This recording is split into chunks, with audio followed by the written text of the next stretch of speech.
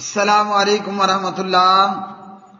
جی میرے پیارے بزرگوں، چاچا جی اور ایک اور میرے گروپ ممبر، میرے پیارے بھائی، آپ کا بھی یہ سوال ہے پیر شمس تبریز کے حوالے سے۔ شمس تبریز، جس کو شمس سبزواری بھی کہا جاتا ہے، شاہ شمس الدین محمد تبریزی، انہیں پیر تبریزی اور شاہ شمس سبزواری بھی کہا جاتا ہے۔ پیر شمس تبریز ملتان کے پیروں میں سے ایک پیر ہے، اور ملتان یعنی پاکستان میں موجود ایک ضلع ملتان، جسے مدینۃ الاولیاء کہا جاتا ہے، ویسے مدینۃ المشرکین ہے۔ مطلب یہ ہے کہ قبر چٹوں کی اور مشرکوں کی اور درباروں اور مزاروں اور درگاہوں کی بھرمار ہے۔ ویسے تو انڈیا پاکستان کے بہت سارے ضلعوں کے اندر، بستیوں کے اندر، شہروں کے اندر، دیہاتوں اور پنڈوں اور گاؤں کے اندر ہر جگہ پر پیروں، فقیروں، درباروں، مزاروں اور درگاہوں کی بھرمار ہے، لیکن ملتان کو خاص کر مدینۃ الاولیاء کہا جاتا ہے۔ ویسے اولیاء بھی دو قسم کے ہوتے ہیں، ایک ولی اللہ، ایک اولیاء اللہ ہوتے ہیں، اللہ کا ولی، اللہ کے ولی، اللہ کا دوست، اور ایک ہوتے ہیں شیطان کے ولی، جیسا کہ قرآن مجید فرقان حمید میں اللہ تعالیٰ نے فرمایا اللہ ولی الذین آمنوا، اللہ سبحانہ و تعالیٰ ایمان والوں کا دوست ہے۔ اور اسی طرح سورہ النساء کے اندر فرمایا فقاتلوا اولیاء الشیطان، شیطان کے ولیوں، شیطان کے اولیاء، شیطان کے دوستوں سے لڑو۔ تو مدینۃ الاولیاء یہ اولیاء الشیاطین ہیں، یہ اولیاء الرحمن نہیں ہیں۔ یہ دربار، مزار اور یہ پیر شمس اور اس طرح کے دیگر یہ جتنے بھی صوفی اور تصوف کے جو ہے وہ عقیدے سے اور تصوف اور صوفیانہ جماعتوں سے جڑے ہوئے ہیں۔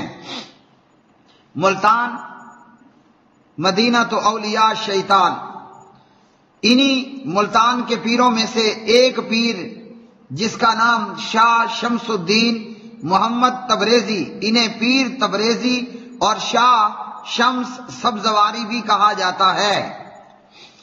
ان کی ولادت تاریخی اور روایات کے مطابق 15 شعبان 560 ہجری کو ایران کے شہر، ایران جو سابقہ مجوسیوں اور موجودہ شیعوں کا ملک ہے، شاہ شمس تبریزی اور سبزواری، اس کی پیدائش 15 شعبان کو 560 ہجری ایران کے شہر سبزوار میں ہوئی، اور کہنے والوں نے ان کے متعلق کہا کہ جناب یہ اہل بیت میں سے ہیں، اور ان کا شجرہ نسب امام جعفر صادق رحمت اللہ علیہ سے ہوتا ہوا 19ویں پشت پر حضرت علی المرتضی رضی اللہ عنہ سے جا ملتا ہے۔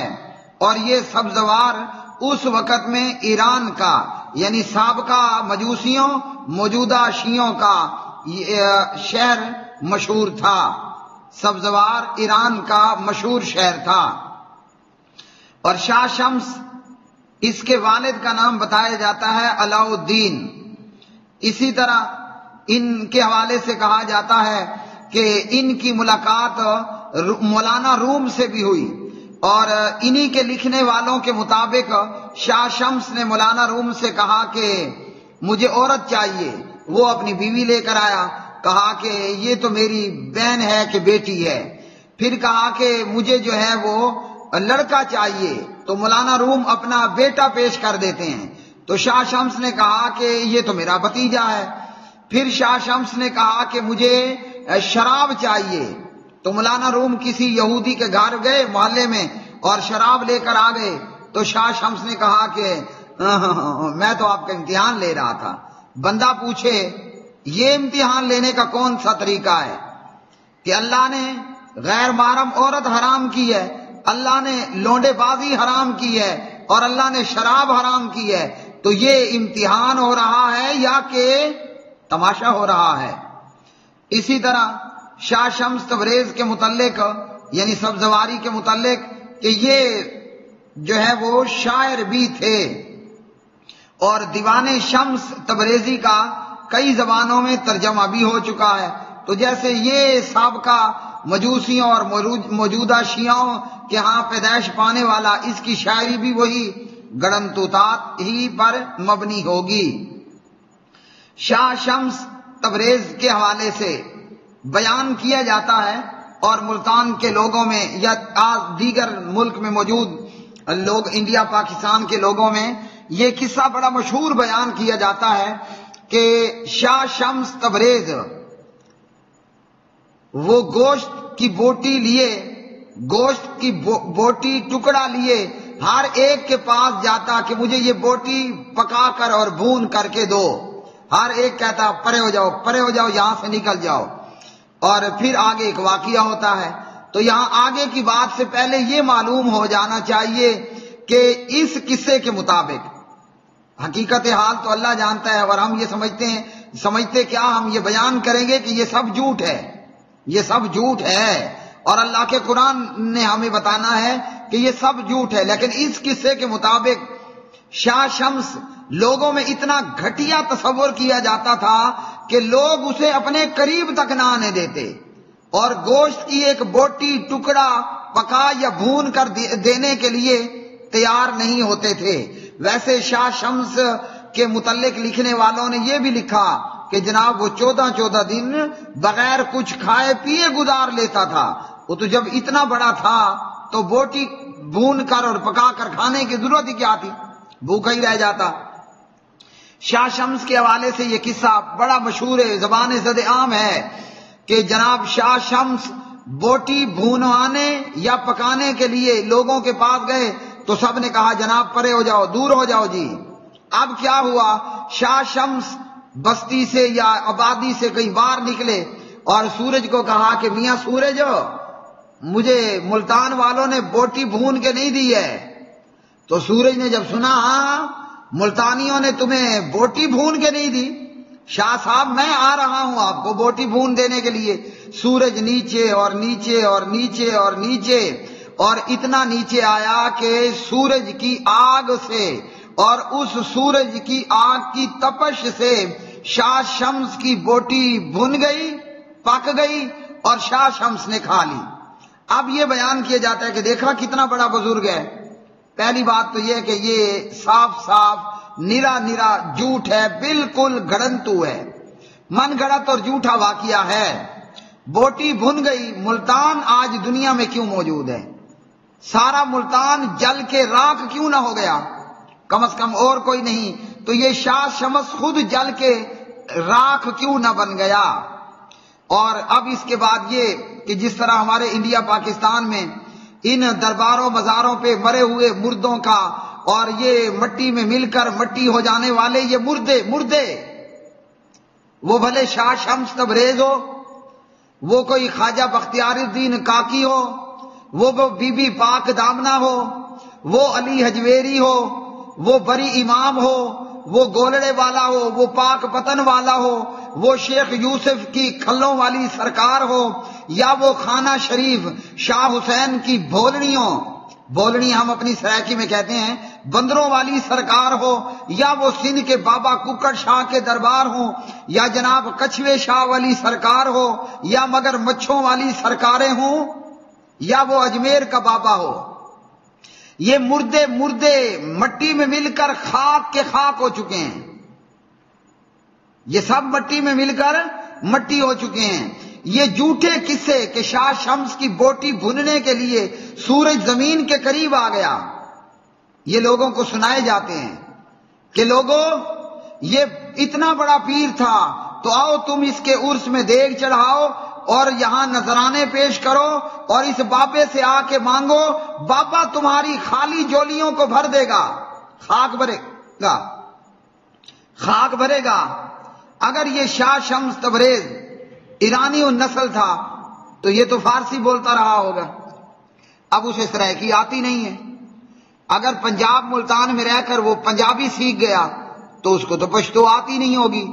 شاہ شمس کی قبر پہ آنے والا، شاہ شمس سے مانگنے والا، اگر وہ آ کر پشتو میں دغا بغا کرتا ہے، اگر وہ سریکی میں کہتا ہے، اگر وہ پنجابی میں کہتا ہے، اگر وہ عربی میں کہتا ہے، پہلے تو شاہ شمس مردے نے سننا نہیں ہے، مردہ مردہ مردہ، پہلے تو اس مردے نے سننا نہیں ہے، اور اگر سن بھی لے اسے خاک پتہ، وہ فارسی بولنے والا اسے کیا پتا یہ پنجابی کیا کہہ رہا ہے، وہ پنجابی بولنے والا اسے کیا پتا میں سرائکی میں کیا بول رہا ہوں، وہ فارسی بولنے والا اسے کیا پتا یہ پٹھان پشتوں میں کیا کہہ رہا ہے۔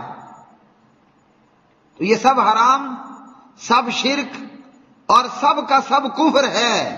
آئیے اللہ کے قرآن سے پوچھتے ہیں کہ قرآن ہمیں بتائے کہ کیا سورج کہیں شاہ شمس کی بوٹی بھننے کے لیے نیچے آ سکتا ہے؟ پوچھ لیتے ہیں اللہ کے قرآن سے۔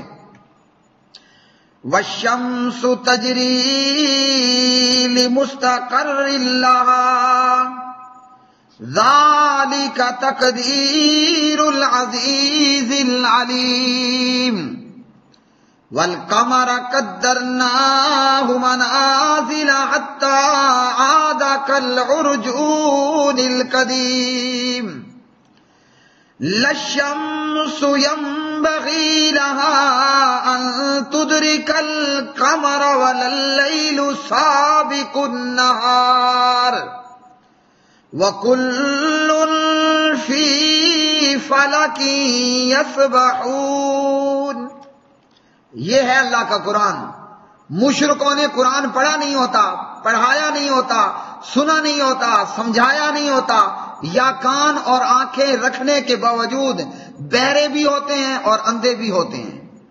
قرآن کیا کہتا ہے؟ یہ پارہ نمبر 23 ہے، سورہ یاسین ہے، جس کے متعلق کہا جاتا ہے کہ یہ قرآن کا دل ہے، مگر یہ ایسی کوئی بھی روایت صحیح نہیں ہے۔ اس کی آیت کون سی ہے؟ آیت بھی آپ کو بتا دیتا ہوں، آیت 38، 39 اور اس کے بعد آیت نمبر 40۔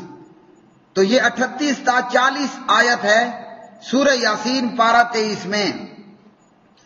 اور سورج اپنے ٹھکانے کے لیے رواں دواں رہتا ہے، یہ نہایت غالب خوب جاننے والے کا اندازہ ہے۔ اور چاند کی ہم نے منزلیں مقرر کر رکھی ہیں، حتیٰ کہ وہ کھجور کے خوشے کی پرانی ٹیڑھی ڈنڈی کی طرح ہو جاتا ہے۔ نہ سورج کے یہ لائق ہے کہ وہ چاند کو پا لے، اور نہ رات دن سے پہلے آ سکتی ہے، اور ہر ایک مدار میں تیرتا پھرتا ہے۔ اللہ اکبر۔ اب اس کے ساتھ حدیث بھی سن لیجئے۔ حدیث کہاں پر ہے؟ اعلیٰ درجے کی روایت، اعلیٰ درجے کی کتاب میں، سبحان اللہ۔ یہ صحیح بخاری ہے، امام ابو عبداللہ محمد بن اسماعیل امام بخاری رحمۃ اللہ علیہ۔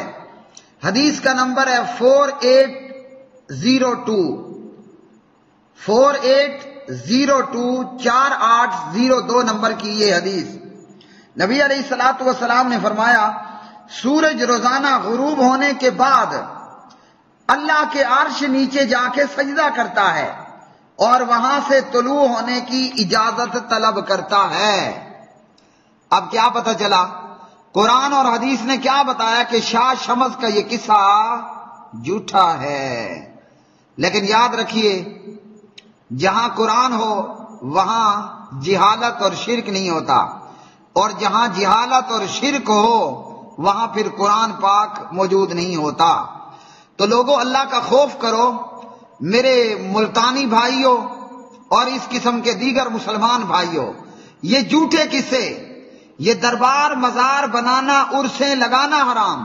عرس کا مطلب پتہ کیا ہے؟ شادی۔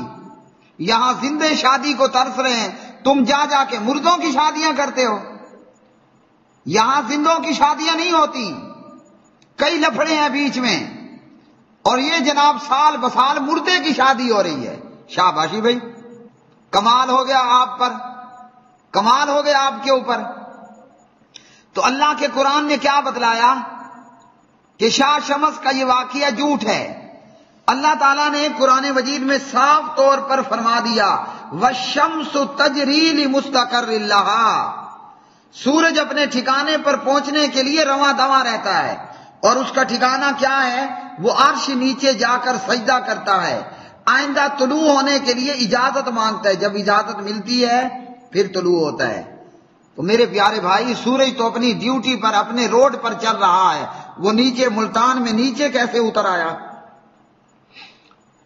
اور پھر کہا کیا جاتا ہے؟ اس لیے ملتان میں گرمی زیادہ ہے۔ شاباش! اگر ملتان میں گرمی اس لیے زیادہ پڑتی ہے کہ وہاں شاہ شمس کے لیے سورج نیچے اترا، بلوچستان کا غالباً وہ سبی کا علاقہ ہے جہاں گرمی بہت زیادہ پڑتی ہے، تو وہاں کیا ہے؟ وہاں کیا ہے؟ کہاں ملتان، کہاں بلوچستان؟ سبی یا جو بھی بلوچستان کا علاقہ ہے جہاں شدید گرمی پڑتی ہے، اور یہ کراچی سندھ کے علاقوں میں بھی شدید گرمی پڑتی ہے۔ میں ڈیرہ اسماعیل خان میں موجود ہوں، یہاں بھی گرمی بڑی تیز ہوتی ہے، بارشیں بھی خیر بہت کم ہوتی ہیں۔ بٹی صاحب مجھے روزانہ کہہ رہے ہوتے ہیں اسلام آباد بارش بارش بارش بارش، ہمارے ہاں بارشیں بہت کم ہوتی ہیں اور گرمی خوب پیک پر ہوتی ہے۔ ملتان میں گرمی ہے تو ڈیرہ اسماعیل ڈیرے کی گرمی بھی کوئی کم نہیں ہے، بلوچستان اور سندھ میں بھی گرمی ہوتی ہے۔ تو تم نے کہہ دیا کہ ملتان میں گرمی اس لیے زیادہ کہ شاہ شمس کے لیے سورج نیچے اترا تھا، تو بلوچستان اور ڈیرہ اسماعیل اور یہ سندھ کے اندر گرمی پھر کیوں زیادہ ہے؟ اللہ کے بندو، او اللہ کے بندو، او اللہ کے بندو، یہ سب جھوٹ ہے، یہ سب کبر چٹوں کا تمہاری جیبیں خالی کرنے کے لیے، تمہاری عزتوں کو تار تار کرنے کے لیے، تمہارے ایمان کا ستیہ ناش کرنے کے لیے بنائے گئے ڈرامے ہیں۔ سورج نیچے اتر آیا، یہ بالی ووڈ، ہالی ووڈ، لالی ووڈ فلم کا تو سین ہو سکتا ہے، یہ حقیقت کی دنیا کا حال نہیں ہے۔ قرآن پڑھو، قرآن پڑھو گے شرک کا جنازہ اٹھ جائے گا، قرآن سنو گے بدعات کا جنازہ اٹھ جائے گا، قرآن سنو گے بریلویت کا سوسائڈ ہو جائے گا۔ لیکن پڑھو تو نا، قرآن پڑھو گے تو کچھ ہوگا نا۔ تو اللہ کے قرآن نے وضاحت سے بتا دیا کہ شاہ شمس تبریزی سبزواری کا یہ بوٹی بھوننے کے لیے سورج زمین کے قریب آ جانا، سوا نیزے برابر آ جانا وغیرہ، یہ خالصتاً گڑنتو من گھڑت جھوٹا بے بنیاد قصہ ہے، اس کا حقیقت سے کوئی جو ہے وہ تعلق نہیں ہے۔ وہ ملتان میں گرمی تھی، کسی ظالم چور نے بیٹھ کر یہ واقعہ گڑنتو گھڑ لیا۔ اب لوگ دیکھتے ہیں او جی اتنا بڑا پیر ہے، وہ جو اتنا دھتکارا ہوا انسان ہو کہ پورا ملتان اسے بوٹی بھون دینے پر تیار نہیں۔